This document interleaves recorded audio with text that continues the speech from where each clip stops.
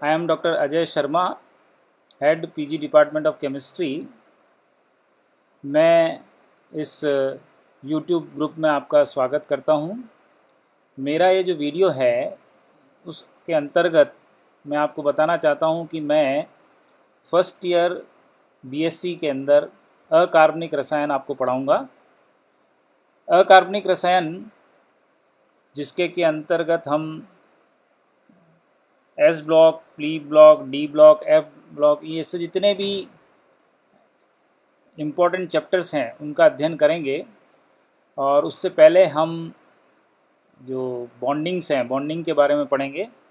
तो सबसे पहला जो ये मेरा लेक्चर है उसमें मैं आप सबका स्वागत करता हूँ। आप लोग को कॉलेज, ये जो गवर्नमेंट कॉलेज है इसमें एडमिशन मिला है, ये बहुत फ़ख्र की बात है, क्योंकि यहाँ पर आपने देखा होगा कि कट ऑफ परसेंटेज बहुत हाई जाती है।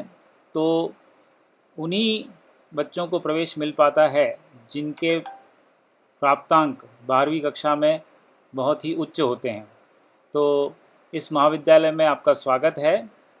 और आज के इस पहले वीडियो में मैं आपको जो आपकी अकार्बनिक रसायन है इसके अंतर्गत इसका सिलेबस डिस्कस करूंगा। और इसके अंतर्गत जो किताब आपको पढ़नी है जो कि सिलेबस बेस्ड है वो आपको यहाँ पर दिखाई दे रही है।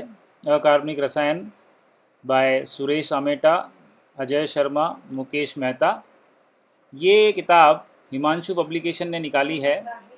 और इस किताब के अंतर्गत जो आपका मोहनलाल सुखाड़िया यूनिवर्सिटी का जो सिलेबस है वो पूरा कवर होता है। आपको कहीं भी दूसरी जगह किसी भी टॉपिक को ढूंढने की ज़रूरत नहीं है, सभी आपको यहाँ पर मिल जाएंगे। पहले आपको फिज़िकल केमिस्ट्री, ऑर्गेनिक केमिस्ट्री के वीडियोस में ये बताया गया है कि जो आपका पेपर आता है वो 3 भागों में विभक्त है। पार्ट ए जो है उसके अंतर्गत आपसे शॉर्ट आंसर टाइप क्वेश्चन पूछे जाते हैं, जिसके अंतर्गत आपको जो है बहुत कम लिखना पड़ता है। और ये आधे आधे मार्क्स के 10 क्वेश्चन होते हैं, तो आपको 5 मार्क्स इसके मिल जाते हैं। उसके पश्चात आपको जो दूसरा क्वेश्चन जो पार्ट है उसके अंतर्गत प्रत्येक इकाई में से 5 इकाइयाँ हैं आपके यहाँ, जो आपका पूरा सिलेबस है इसको 5 इकाइयों में बांटा गया है। हर इकाई से 2 प्रश्न पूछे जाते हैं और उसमें से एक आपको जो है आंसर देना होता है। तो प्रत्येक इकाई से एक प्रश्न आपको उत्तर देना होता है। तो कुल मिलाकर 5 प्रश्न इस पार्ट सेकंड के अंदर आपको करने पड़ेंगे। प्रत्येक प्रश्न जो आप उसका उत्तर देंगे 5 मार्क्स का होगा, टोटल 25 मार्क्स का ये हो जाएगा। और लास्ट जो पार्ट थर्ड है उसमें आपको विस्तृत जो है उत्तर देने होते हैं। 500 शब्द सीमा उसमें दे रखी है। और इस पार्ट के अंदर, इस भाग के अंदर आपसे 5 क्वेश्चन आपको दिए जाएंगे और 5 क्वेश्चन में से कोई 2 आपको उत्तर देने हैं, यानी 2 का उत्तर देना है। और ये जो 5 क्वेश्चन है वो 5 यूनिट में से एक होगा। और आपको किसी भी 2 यूनिट का जो आपको सबसे अच्छी तरह से आता है उसको आपको हल करना होगा। तो ये 10-10 मार्क्स के 2 क्वेश्चन आपको इसमें से हल करने हैं। तो 20 मार्क्स पार्ट थर्ड के हैं। तो पहला पार्ट 5 मार्क्स का, दूसरा पार्ट 25 मार्क्स का और तीसरा पार्ट जो है वो 20 मार्क्स का। टोटल 50 मार्क्स का आपका ये पेपर है। तो ये जो 50 मार्क का पेपर है उसके अंदर आपको 5 इकाइयों का अध्ययन करना पड़ेगा। और 5 इकाइयों के अंदर आप देख रहे हैं जो पहली यूनिट है वो है सहसंयोजक बंध के ऊपर। हम जानते हैं कि बंध 4 प्रकार के होते हैं। कौन कौन से? सहसंयोजक बंध, आयनिक बंध, उप सहसंयोजक बंध और एक होता है धात्विक बंध। तो 4 प्रकार के जो बंध हैं उनमें से आपको 2 जो बंध हैं उनके बारे में विस्तार से इकाई 1 में बताया गया है। और ये जो मैंने बंध बताए आपको, ये चारों प्रबल बंध हैं। सहसंयोजक बंध प्रबल बंध है, आयनिक बंध प्रबल बंध है, उप सहसंयोजक बंध भी एक प्रबल बंध है और धात्विक बंध भी एक प्रबल बंध है। लेकिन इस प्रबल बंध के अलावा हमको कई बार दुर्बल बंध भी देखने को मिलते हैं। यौगिकों में हमको दुर्बल बंध भी मिलते हैं। तो दुर्बल बंध की जानकारी भी इसी इकाई में मिलेगी। तो इकाई 1 के अंतर्गत 3 चैप्टर्स हैं, 3 पाठ इसके अंदर आपको पढ़ने पड़ेंगे। पहला सहसंयोजक बंध के बारे में है, जिसमें आप वीबीटी वैलेंस बॉन्ड थ्योरी के बारे में पढ़ेंगे। फिर उसके बाद में आपको वीएसएपीआर थ्योरी के बारे में बताया जाएगा और अंत में एमओ थ्योरी के बारे में बताया जाएगा।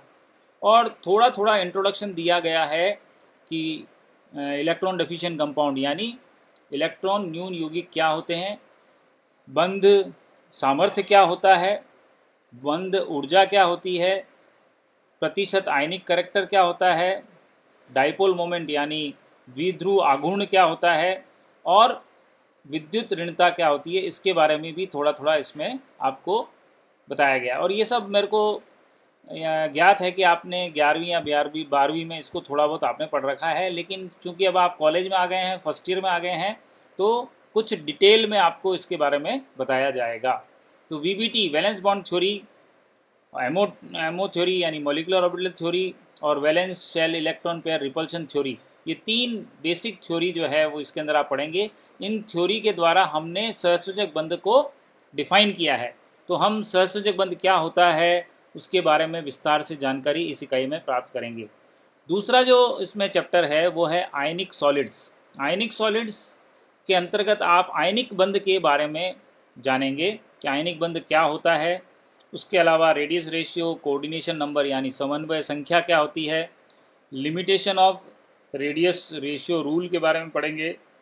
फिर लेटेस्ट डिफेक्ट क्या होते हैं, यानी जालक जो है उसके अंदर कितने तरह के डिफेक्ट होते हैं उसके बारे में आप यहाँ पे पढ़ेंगे। सेमीकंडक्टर के बारे में, जालक ऊर्जा के बारे में, बॉन्ड हेबर साइकिल के बारे में, सॉल्वेशन यानी ये विलायकन ऊर्जा के बारे में पढ़ेंगे और आयनिक यौगिकों की विलेयता के बारे में भी जानकारी आपको इस चैप्टर में प्राप्त होगी। इसी तरह से ध्रुवण क्षमता क्या होती है, आयनों की ध्रुवणता क्या होती है और सबसे इम्पोर्टेंट फेजांस रूल, वो इसमें आपको बताया जाएंगे। फेजांस रूल बहुत इंपॉर्टेंट है, हर बार क्वेश्चन आता है। और धात्विक बंध के बारे में भी आपको जानकारी इसमें दी जाएगी। तो आपने देखा कुल 4 जो प्रबल बंध हैं उनमें से 3 बंधों की जानकारी आपको इसमें मिल रही है। कोवेलेंट बॉन्ड आपने फर्स्ट चैप्टर में पढ़ लिया, आयनिक बंध और धात्विक बंध की जानकारी आपको सेकंड चैप्टर में मिल जाएगी। ये प्रबल बंध हैं। उसके बाद जो तीसरा चैप्टर है वो दुर्बल बंध को समझाता है। तो दुर्बल बंध के अंतर्गत आपको हाइड्रोजन बंध यानी हाइड्रोजन बंध के बारे में, जो कि 2 प्रकार के होते हैं, वो बताए जाएंगे और वंडरवाल फोर्सेस भी आपको बताए जाएंगे जो कि 4 प्रकार के होते हैं। तो दुर्बल और प्रबल दोनों बंधों के बारे में इकाई 1 से आपको जानकारी प्राप्त हो जाएगी। जब हम इकाई 2 की तरफ देखते हैं तो हम पाते हैं कि इसके अंदर हमें एस ब्लॉक एलिमेंट को पढ़ना होगा। हमारी जो पीरियोडिक टेबल है, आवर्त सारणी है, वो आवर्त सारणी को हमने 4 भागों में डिवाइड किया हुआ है, S block, P block, D block और एफ ब्लॉक। उसमें सबसे पहला जो भाग है वो एस ब्लॉक है, जिसके अंदर हम देखते हैं कि ग्रुप फर्स्ट और ग्रुप सेकंड आता है और हम देखते हैं एल्कली और एल्कलाइन अर्थ मेटल यानी क्षार और क्षारीय मृदा धातु, ये दोनों एस ब्लॉक तत्वों के अंतर्गत आते हैं और हम इनके बारे में डिटेल से पढ़ेंगे। डायगोनल रिलेशनशिप यानी विकर्ण संबंध क्या होता है इसके बारे में जानकारी हासिल करेंगे। और इसके अलावा ये जो बायोलॉजिकल सिस्टम्स में जो एल्कली मेटल से इसका क्या रोल है ये भी इसमें थोड़ा सा बताया गया है। जो दूसरी इकाई है वो उसमें जो दूसरा चैप्टर है, दूसरी इकाई के दूसरे चैप्टर में हम नोबल गैसेस के बारे में जानेंगे, यानी आपकी जो शून्य वर्ग समूह है, शून्य वर्ग समूह जो है वो पी ब्लॉक एलिमेंट्स का अंतिम जो है वर्ग है और इसके अंदर आप देखेंगे कि अक्रिय गैसें हैं सारी की सारी और बहुत इम्पॉर्टेंट है क्योंकि अक्रिय गैसें किसी से क्रिया नहीं करती हैं तो उनकी जो रासायनिक क्रिया है वो नहीं होती है और जब नहीं होती है तो इसका जो पहचान है, इसकी डिस्कवरी जो है वो बहुत कठिनता से हुई और जब ये किसी से रिएक्शन नहीं करती तो इनका सेपरेशन बहुत मुश्किल हो जाता है।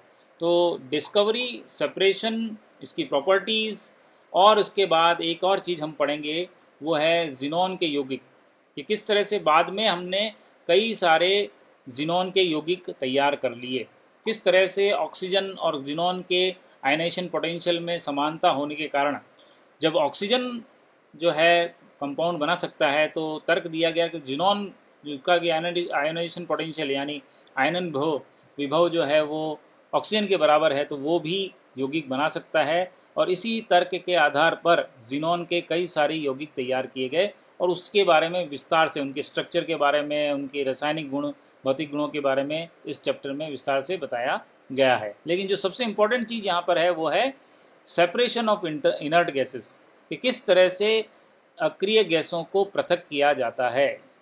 तो ये यूनिट सेकंड है। यूनिट सेकंड में अगर हम आपसे पूछा जाए कि सबसे इम्पोर्टेंट, ज़्यादा अच्छी तरह से किसको तैयार करना है, तो नोबल गैसेस वाला जो चैप्टर है वो अपन को विस्तार से अच्छी तरह से तैयार करना है। उसमें से प्रश्न आने की संभावना ज़्यादा रहती है। इकाई तीसरी, इकाई थर्ड के अंदर आप देखेंगे ग्रुप 13, ग्रुप 14 दे रखा है। यानी ग्रुप 13, ग्रुप 14 और 15 का मतलब ये हुआ कि यहाँ पर हम पी ब्लॉक तत्वों के बारे में जानकारी हासिल करेंगे।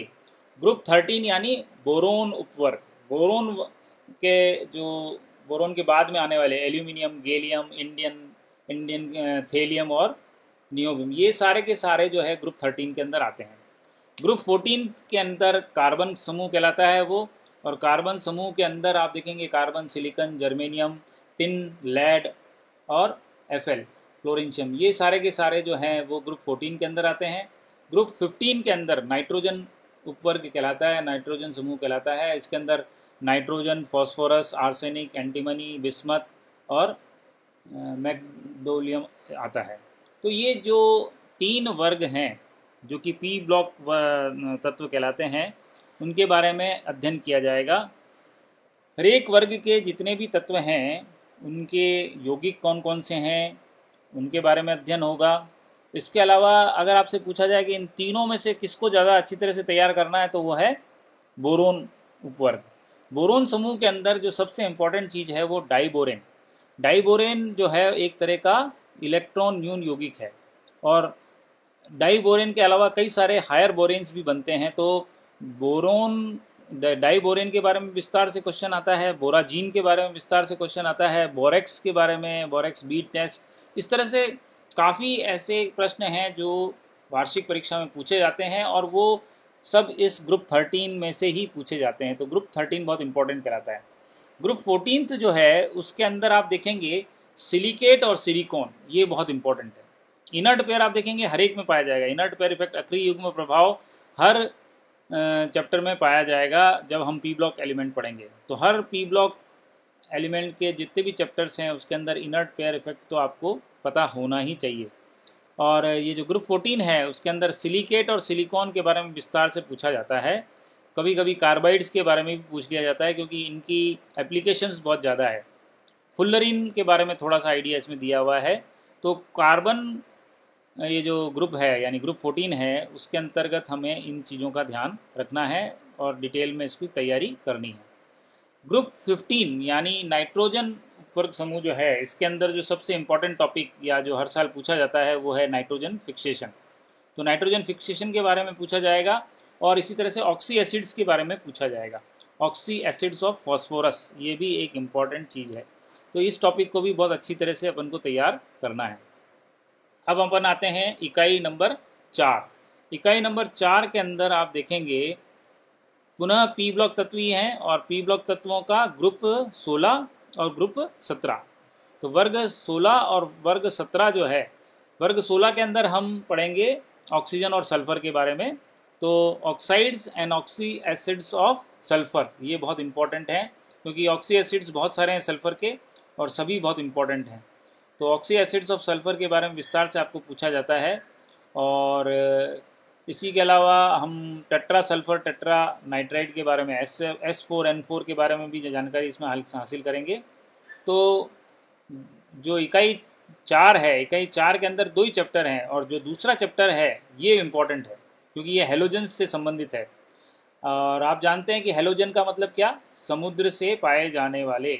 तो समुद्र से पाए जाने वाले जितने भी एलिमेंट्स हैं, यानी फ्लोरीन, क्लोरीन, ब्रोमीन, आयोडीन, एस्टेटिन, ये सारे के सारे इस वर्ग के अंतर्गत आते हैं। और हेलोजन्स के बारे में बहुत सारे क्वेश्चंस आते हैं। जैसे सबसे इम्पोर्टेंट टॉपिक इसके अंदर है इंटर हेलोजन कंपाउंड्स, अंतर हेलोजन यौगिक। इसके अलावा पॉली हैलाइड्स बहुत इम्पोर्टेंट है। तो ये मुख्य रूप से पूछे जाने वाले टॉपिक्स हैं, इंटर हेलोजन कंपाउंड्स और पॉली हैलाइड्स। तो हमको इसके बारे में विस्तार से अध्ययन करना होगा। और एक वर्ष छोड़कर दूसरे वर्ष तो ये इनके बारे में पूछा ही जाता है। तो ग्रुप 17 वर्ग 17 वाला जो चैप्टर है इसको आप विस्तार से पढ़ेंगे और उसी को बहुत विस्तार से इसकी तैयारी करेंगे। अब जो अंतिम यूनिट है यूनिट 5, उसके अंतर्गत वापस 2 चैप्टर्स हैं, नॉन एक्वस सॉल्वेंट्स और एसिड एंड बेसिस। तो ये अब हमने एक तरह से एस ब्लॉक और पी ब्लॉक को हमने पढ़ लिया, मतलब इस पूरी पुस्तक के अंदर हम देखेंगे कि एस ब्लॉक और पी ब्लॉक को पढ़ाया गया है। डी ब्लॉक और एफ ब्लॉक जो है हम जब सेकेंड ईयर में आएंगे तब हम पढ़ेंगे। तो इस तरह से पूरी पीरियोडिक टेबल को कवर किया जाता है फर्स्ट ईयर सेकेंड ईयर के अंदर। फर्स्ट ईयर में हमने एस ब्लॉक और पी ब्लॉक को कवर किया है। और उसके अलावा ये जो टॉपिक आया है नॉन एक्वस सॉल्वेंट्स यानी अजलीय विलायक, ये भी इम्पॉर्टेंट है। और इसमें आपको एक टॉपिक जो हर बार पूछा जाता है वो है डिफ्रेंशिएटिंग एंड लेवलिंग सॉल्वेंट्स। विलायक 2 प्रकार के होते हैं, इनके बारे में आपको पूरा विस्तार से बताना है। 2 तरह के विलायकों के बारे में आपको विस्तार से अध्ययन करना है, लिक्विड अमोनिया और लिक्विड सल्फर डाइऑक्साइड। ये कार्बन डाइऑक्साइड नहीं है, लिक्विड सल्फर SO2 के बारे में आपको देखना है। तो लिक्विड अमोनिया और लिक्विड सल्फर डाइऑक्साइड ये 2 लिक्विड हैं जो कि नॉन एक्वस सॉल्वेंट हैं और इनके बारे में इनके क्या क्या गुण हैं। जैसे लिक्विड अमोनिया तो बहुत ही इंपॉर्टेंट है, तो लिक्विड अमोनिया किस तरह से रिएक्शन करता है और उसकी सारी रिएक्शंस बहुत इंपॉर्टेंट है, वो आपको याद करनी होगी। एसिड बेस आपने पहले भी पढ़ रखा है, अलग अलग जो थ्योरीज़ हैं, कंसेप्ट्स हैं, वो सब आपको इस चैप्टर में बताया गया है। आर्हेनियस कंसेप्ट क्या है, ब्रॉन्स्टेड लॉरी कंसेप्ट क्या है, लक्स फ्लड की परिभाषा क्या है, विलायक तंत्र परिभाषा क्या है, और सबसे अंत में जो सबसे इम्पॉर्टेंट है वो है एसिड बेस का लुईस कंसेप्ट। तो लुईस धारणा जो है वो अपन को पढ़नी पड़ेगी। उसानोविच इतना ज़्यादा इम्पॉर्टेंट नहीं है जितना लुईस धारणा इम्पॉर्टेंट है। तो कुल मिला के यदि हमने जो ये पैटर्न देखा है उसके अंदर हमको ये पता लग रहा है कि हमारे पास में बहुत चॉइस है। आपके 12th में इतनी चॉइस नहीं होती है। तो मैं ये यहाँ बताना चाहूँगा कि जब आप कॉलेज में आ जाते हैं तो कॉलेज में आपको प्रतिशत आपके बढ़ाना बहुत आसान हो जाता है। क्यों आसान हो जाता है? क्योंकि हमारे पास में चॉइस बहुत है। हम यूनिट 2 के अंदर 50% चॉइस है आपके पास में। 10 में से आपको केवल 5 क्वेश्चन करने हैं। तो अगर आपने 10 चैप्टर आपके हैं अगर, या 10-12 चैप्टर हैं, उनमें से आपने 7 या 8 चैप्टर भी अच्छे से कर लिए तो आपका पूरे 5 क्वेश्चन आप हल कर सकते हैं।